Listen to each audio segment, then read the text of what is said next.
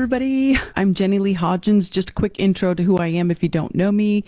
I composed and performed and taught piano music and chorus for about 30 years.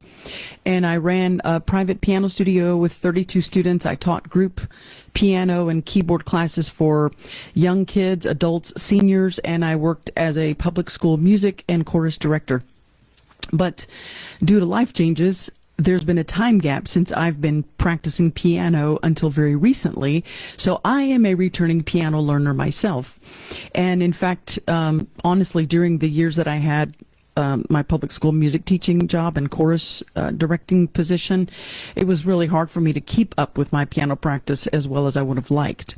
And so I'm now returning to the piano, and I've been thinking about how I approach piano practice as a busy adult, and how my approach has helped many students that I've taught in the past and also can help new and returning piano learners like me. Let me know in the comments if you're struggling with your piano practice routine, if you're new to the piano and you just need some help with what it takes to succeed as a piano learner, and if you're like me or a returning piano learner, just let me know kind of where you are in your piano playing journey. Let me know in the comments. Today we're going to be talking about how to really successfully set up your piano practice routine to get the most out of it so you can really progress in piano. I just want to say a word about talent.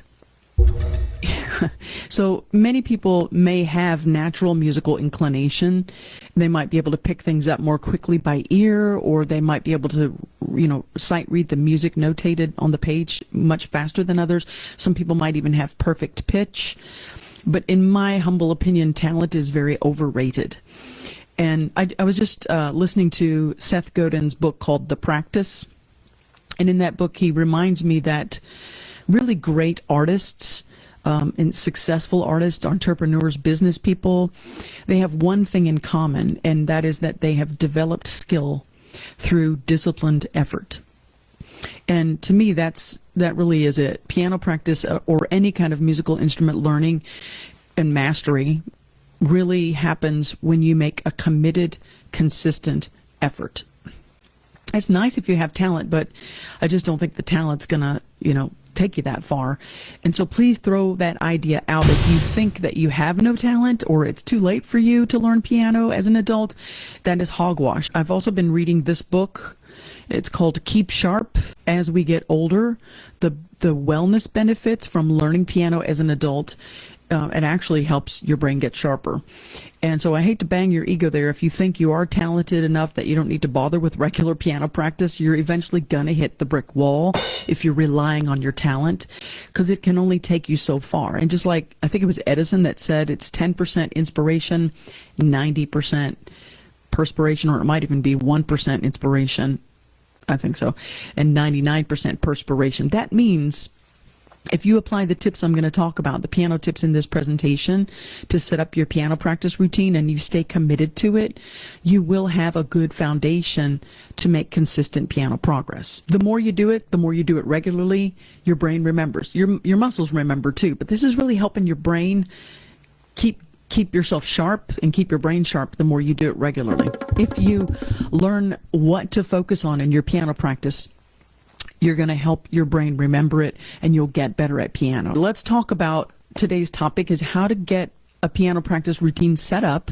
and how to get the most out of your piano practice routine. In my life, my journey is, I really enjoyed playing piano and practicing piano when I was in college, and for many years as I gigged as a vocalist and pianist, and sometimes just as a pianist. But like most adults, I have a lot less time now than I did in my younger days. And I've really struggled, honestly, full transparency, with maintaining my piano practice routine since college. My full-time job as a music educator, my responsibilities as a community volunteer, it left me with a lot less time and energy for piano practice. So now, while I'm juggling my piano progress as a returning piano learner with my online creative business and my role as a caregiver for my elder parent, it takes a lot of effort for me to juggle that, as I'm sure it does for you with all your responsibilities. And then if you throw in your social life, your family events, the pandemic's complications, household chores, and inevitable emergencies that come up as we all adults experience it, getting yourself to continuous piano practice, it gets harder and harder and more challenging. Let me know if you can relate to that. You also know, as I mentioned, that there are incredible wellness benefits for adults who learn the piano. So you want to set yourself up to gain the most from your piano practice routine. That's a critical piece of your successful piano learning journey. Today's piano tips are going to help you stop struggling with this and show you how to make successful musical progress with your piano practice routine. So I use 9 keys. I use 9 keys toward a solid piano practice routine. You've got to find your best time in the day for you to practice. For me, my best time is in the morning before work and before family time, and I do all my practice then, and then I get to work. And then I also do a little bit before bedtime. I'll squeeze in a little more time to just run through my pieces that I've already been practicing, or maybe something I missed earlier, or maybe just sight read something, once or twice, something simple, some new material. So you really have to find your best time. If you're a night person, chunk it out at night. If you do better as soon as you get home from work, that's your time. But for me, I'm a morning person, so it works best for me before all the hoopla begins. I practice in the morning. Tip number 2 for you, and that really works for me, is write it down, schedule it, pencil it in. Especially as we get busy, as adults, we don't commit to ourselves often. So you've got to put your piano practice routine written down as part of your daily schedule, because if you don't write it down, it's not going to happen. So writing it and scheduling it into your calendar, it makes it a priority. That's the only way you're going to get better. You've got to make it a priority. Third tip for you is to make it a daily habit, just like brushing your teeth or having your breakfast, fixing your lunch, whatever. In my case, feeding your cats, walking your dog, whatever is your regular daily habits, keep it in your daily routine, because your consistency will build over time and it will become a habit, like brushing your teeth and fixing your breakfast. And I hope you eat breakfast. It's the most important part of the day. The fourth tip is I set up my piano practice area in advance. So at nighttime before I go to bed, I set up my music area right here. I pull out my music. I set it all up. I put it in the order of the music that I want to practice the next day, so that when I get up and I've done my morning routine, it's ready. I don't have to scramble for it. And it's beckoning me. It's encouraging me. So, having it ready, it really makes it easier for you to get started. So I highly recommend, whatever time you choose, tip number 4, set up your practice area in advance so everything's ready for you. And tip number 5, you've got to create a practice plan. So many people really fail at the piano or waste their time at the piano, and they don't make any progress because they don't actually have a plan for the practice session. Some things that you can include: warm up. And I literally do a physical warm-up, like shoulder rolls, neck rolls, wrist rolls, relaxing, breathing. Get in touch with your body, because you need to be relaxed. Your muscles need to be relaxed. So some kind of a warm-up or technique is really important for your practice plan. I warm up with a particular scale or arpeggio or an exercise. I've been doing the Hannon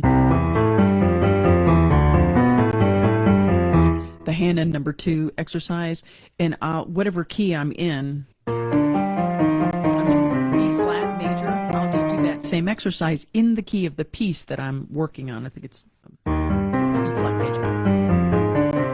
So whatever the warm-up is, I do it in the key of the piece that I'm working on, this is a piece I wrote, and it's in E flat major. So I'll do that Hannon exercise in E flat major, yada yada, and then I do my piece. I work on my actual music. And then if I have I'm working on a Bach invention, so that's in the key of F major. So I'll do that Hannon exercise in F major. La la la. And then it kind of just gets my brain happening, so that when I want to do the Bach piece,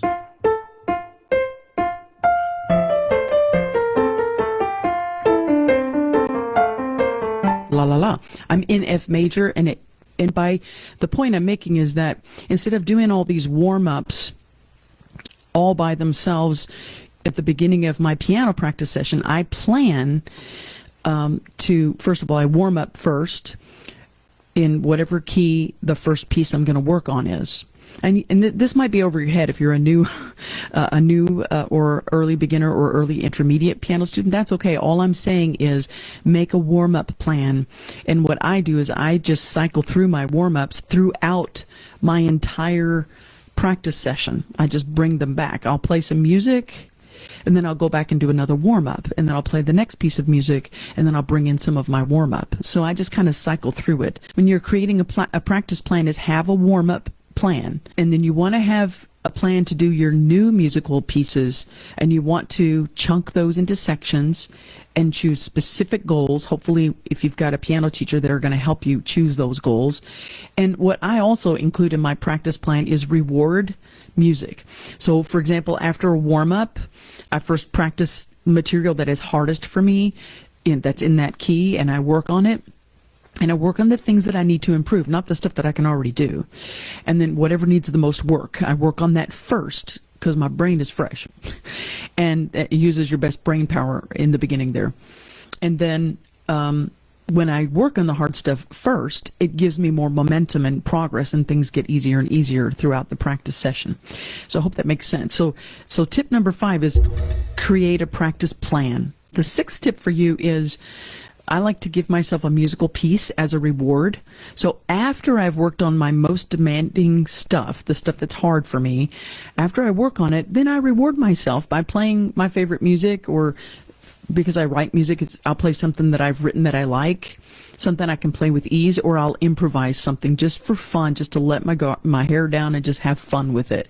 Or play something, like the Bach prelude I've been working on.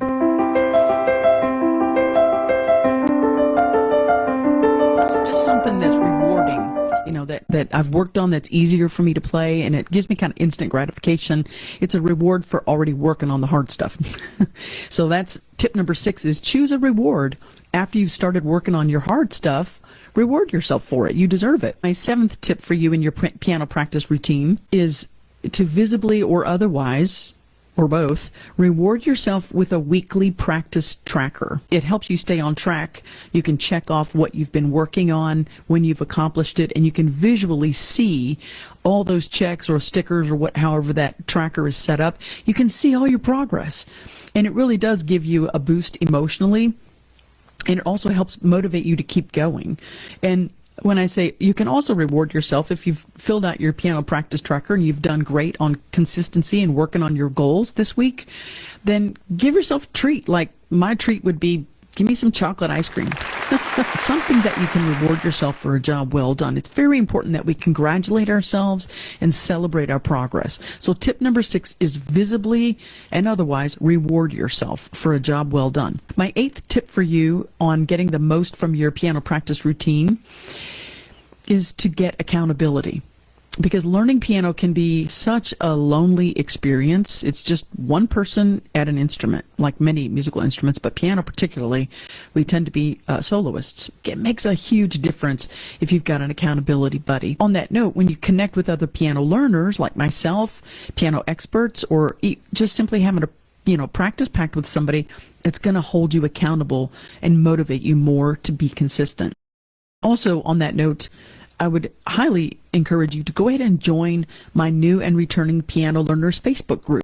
Join us and we'll be your accountability partners. When you do that and you get that kind of accountability, you're going to get your piano playing momentum rolling. You won't feel alone. You'll be inspired by other people, and it'll push you to get better. And my 9th tip for you on developing a solid piano practice routine to get the most out of it and to get the most musical progress for yourself. We're busy adults, so there will be rough days, and there will be days that you just feel like you don't have time, you don't have energy, or you don't feel well, or there's some emergency and you just feel like you can't. On those rough days, please use my 5-minute rule. The 5-minute rule is just sit 5 minutes at your piano. If all you do is sit there, just determine I'm going to sit there for 5 minutes so I don't miss a day in my practice schedule that I've determined. Or if you're sitting there, give yourself 5 minutes and just play a simple scale. Whatever. Do something simple with your right hand or with your left hand for 5 minutes. It's not much time. Take the pressure off of yourself. 5 minutes is not much. Or you could just sit there and look at your music and try to figure out what key it's in, or try to figure out some of the chords for 5 minutes. That's all you need. Another thing you can do, especially on days like if you're not feeling well, is listen to good recordings of some of the music that you are performing. That really helps your oral memory. Just listen to the music that you're learning. If you can, look at the written music while you're listening to the recording, or just listen if that's all you can do for 5 minutes. Or, look at your musical score for 5 minutes, even without listening. Just look at it. So the goal is to aim to hit 5 minutes every day, because this will keep your momentum top of mind in your brain and your physical muscle memory. Just like I mentioned earlier in this video, what he was talking about is the more frequently, consistently we look at music or work on that music with no gaps between days, the easier it is for our brain to remember it, to keep sharp. So try not to miss a day, even if it's 5 minutes and just looking at it or listening to it. Basically, it just helps you keep your brain sharp, and your brain will help you strengthen your musical memory through that habit of daily effort. Even if it's only 5 minutes, it's amazing. It just keeps it fresh in your brain. I hope this is helpful to you. I'm going to do a real quick recap of my 9 keys for a solid piano practice routine. The first one is find your best time. Nighttime, afternoon, morning, whatever your best time is, make sure that you choose a time that works for you. So you're not working against yourself. Find your best time. Write it down, schedule it in, make it a priority, make it a daily habit. The more you commit to it and determine to repeat every day, it's going to be a habit. It will become a habit. You won't have to work at it. The fourth tip is set up your practice area in advance. Get all your music and your piano or your keyboard or whatever you need, get it ready in advance so that the next day it's ready for you. The fifth tip for you is to choose one musical piece as a reward. So when you've worked hard, then play some kind of music that really is easy for you and gives you instant emotional gratification. Enjoy it. You've earned it. The sixth tip is create a practice plan. The seventh tip is reward yourself with a weekly practice tracker, because when you check off your schedule of how much you're accomplishing in your practice session and how many days in a row or during the week you've done it, it just gives you a real good emotional boost. And it's important to celebrate that and reward yourself just emotionally. You can also reward yourself with a treat if you've done a good job that week. My eighth tip is get an accountability partner. Like get a buddy, join my new and returning piano learners Facebook group. We'll be your accountability buddies. And the ninth tip, if you're having a rough day, use my 5-minute rule. 5 minutes at the piano, just don't skip a day. If you apply all these 9 tips to set up your piano practice routine, and if you stay committed to this, eventually you will have a really good foundation for your piano progress. So I really hope these tips are helpful to you. Let me know if any of that resonated. And I want to thank you for joining today and wish you a happy new year. I will see you in the new and returning piano learners Facebook group. So I really hope this was helpful. I wanted to do an in-depth one on your piano practice routine. If it's overwhelming, don't worry. There, little by little, there are things that you can do to get set up, but I wanted to pack a lot of value in this presentation for new and returning piano learners, so you kind of get the gist of the importance of commitment and habit